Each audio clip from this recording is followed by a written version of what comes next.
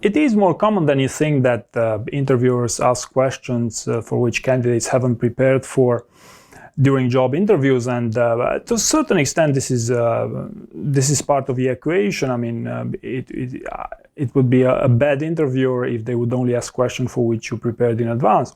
However, I would recommend a list of questions that you should prepare for, and for today's video, I prepared a list with the questions that people do not expect to be asked, but do get asked in job interviews. And also, I'll be adding some notes about how do you go about answering each of these questions. So on number 10, we have a classic one. Tell me about the time when you had to apologize to someone. And if you've been following this channel, I'm sure you're well aware of the existence of this question. So I've even dedicated entire videos to how to answer it.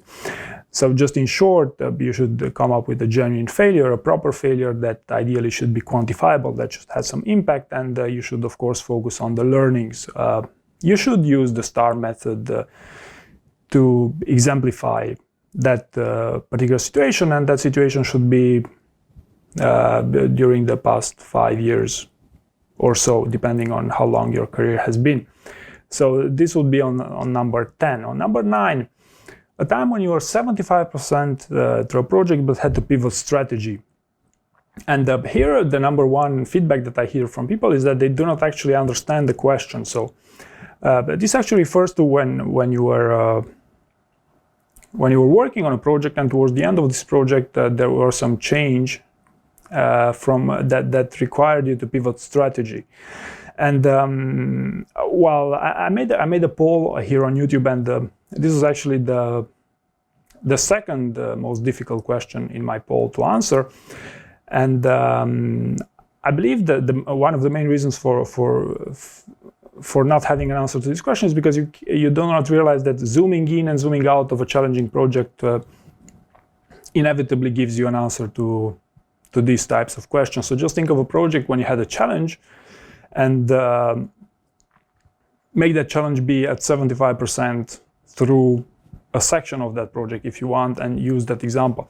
And of course, this is also a behavioral question, so I would recommend using the STAR format and with quantifiable information and so on and so forth. Number 8, what's your weakness? And you've probably heard about this question multiple times, but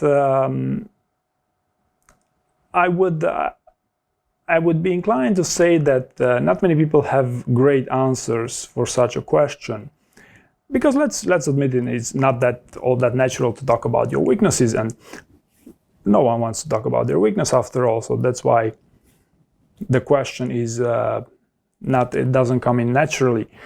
Now, what are some strategies that you could employ here to talk about your weakness? Well, for example, if you're applying for a sales role, you could talk about deep technical expertise as being your weakness, within a context, of course, that whenever you had to deal with a deep technical matter, you will have your team that you can rely on to deliver on that. And similarly, if you're applying for a rather technical role, you could talk about your rather limited sales experience, that is front-facing sales roles. Other strategies, from experience, bankers tend to say they're introverts. This would be a very classic scenario. Some people tend to say they are too assertive, too direct at times. I use this one myself. These are the most common ones.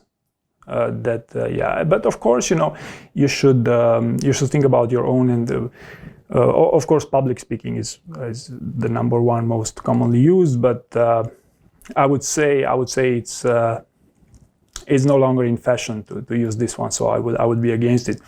Now, what you shouldn't use as a weakness is things such as "I work too hard sometimes," that is turning a positive into a negative. So use something that's really a weakness, and that's still a weakness, that's still of actuality, and give an example of this weakness. Or another strategy, if you have multiple weaknesses that you're aware of and you're comfortable talking about, just enumerate 3 of them and then probably network. Okay, can you give me an example of this weakness, for instance? And this is how you would go about it.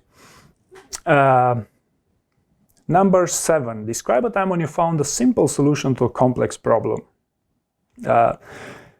So this question can apply to both sales and non-sales roles. Obviously, it applies more to technical roles, but still, this is a question that people are having a hard time to come up with an answer with. So, of course, the answers for this vary from role to role, and I would very much again encourage you to, given the fact it's a behavioral question, so the interviewer is looking at your past behavior to predict your future performance on the job. The best way to answer these types of questions is with a star answer. So that's pretty much it on this topic. How do you handle stress is on number 6. This is actually a very simple way to ask you, tell me about the time when you had to handle a very difficult situation, a very stressful situation. And if you put it this way, actually, I would say it's a much easier question than how do you handle stress? And how do you go about answering this? Well, handling difficult situations requires, a down-to-earth approach, not getting lost into things, not asking for outside opinions, outside help whenever you need it, and of course, being your ability to analyze a situation. And you could go with a full set of tools here. Like you could go both on the interpersonal skills and on your decision-making stuff. But if you rephrase the question, it becomes a lot easier to answer it. Number 5, what critical feedback do you most often receive? So this is quite an interesting one, because it is actually very much a synonym to this question. Tell me about the time when you received critical feedback from your manager or your peers. Because let's be honest here, how could they possibly know that's the most common feedback that you receive? So you can actually pick the one that you would consider the most appropriate for the given scenario. But very important here is number 1, to find a genuine one, because we're talking about interpersonal relationships, and unless you're really good at tricking people, I wouldn't recommend lying in job interviews. But what could be a critical feedback that you most often receive? Maybe you would have, maybe you have had the tendency to micromanage people. Maybe you had a tendency to I don't know, to not pay enough attention to some details on some projects. Of course, you wouldn't want to talk about these things when this would be a core competency required for the job that you're applying for, but this could be something interesting that you might want to use. Number 4, give me an example of a time that you lost your temper. Tell me what happened, what was the outcome. This is a rather interesting one, because it's impossible not to have lost your temper. I'm talking about here specifically in a working environment, and especially for technical roles, I found that people are having a really hard time coming up with an example for this, because actually, it's talking about interpersonal relationships. Because if you're thinking like, I was trying to fix a bug for 3 days and I lost my temper and I was all alone, that won't fly as an example. So this is more like an example that you would want to use when you lost your temper within a team context. These are the types of examples that the interviewer is looking for, because this is trying to see how you perform in a team context, in a distributed context. You want to say that you were diplomatic, but you don't want to show up like you went on with the flow just for the sake of social cohesion. This could be an example of when you disagreed with someone, with your boss, but you must emphasize then, even though you kind of lost your temper primarily, you then committed to the actual decision, and not only that, but ideally they were also right about the decision. So this would also make a great example for a time when you lost your temper, but you delivered on the thing. So again, a star answer if you could. Number 3, can you share a story about anything that speaks to who you are from a values perspective? So who you are from a values perspective. Again, if you've been following my YouTube channel, you probably have a good idea how to go about this. But if you haven't, and if you're the first time here, usually the types of values that employers look in employees are ownership, are customer obsession, or if you're in a cost-sensitive environment, then it's frugality. If you're applying for an HR role, then you must show up as a people person. But think about what's the number one, or what's the 1 or 2 values that are most representative of the role that you're applying for, which I'm sure are very easy to spot from the job description. And think of a situation where you exhibited that. And it would be, of course, a good idea if you could prepare this in advance, because it is oftentimes not easy to come up with an example on the spot. Number 2, can you describe a situation in which your work was criticized? Now, why would someone ask you this question? Well, some people may say, okay, this is the classic failure story and so on. I would argue that it's not that easy as so, because it's not even though your work could have been criticized, it doesn't mean you were actually wrong.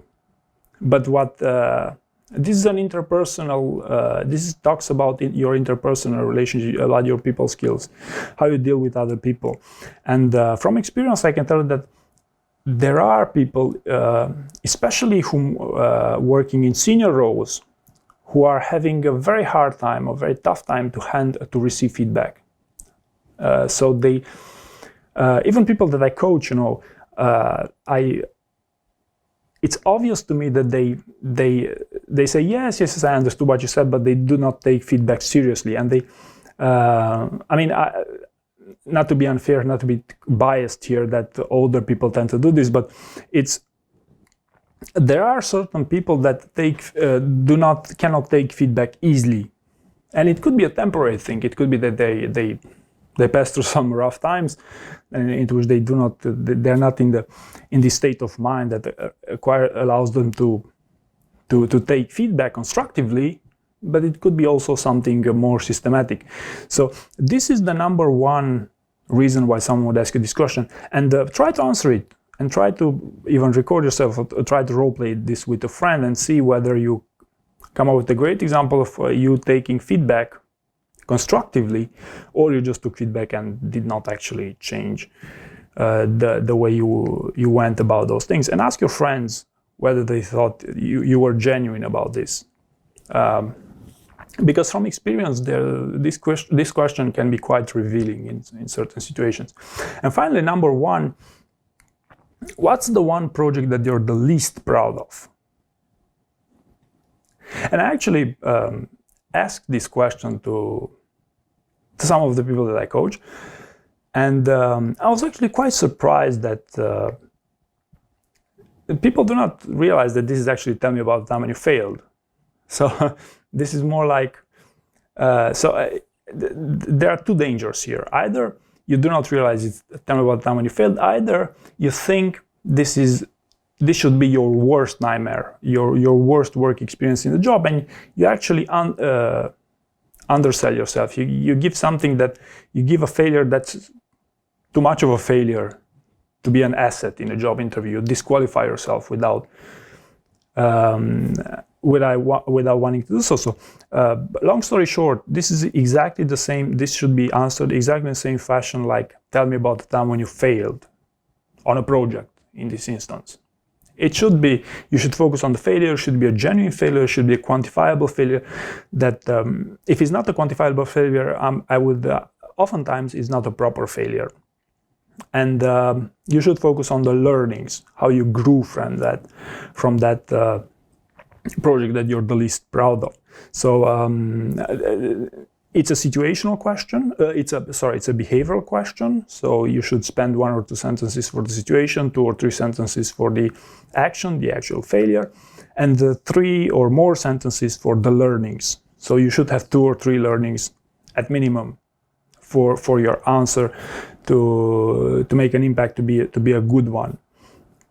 So these will be the 10 questions that I believe people do not really expect during job interviews, but are getting asked quite a lot.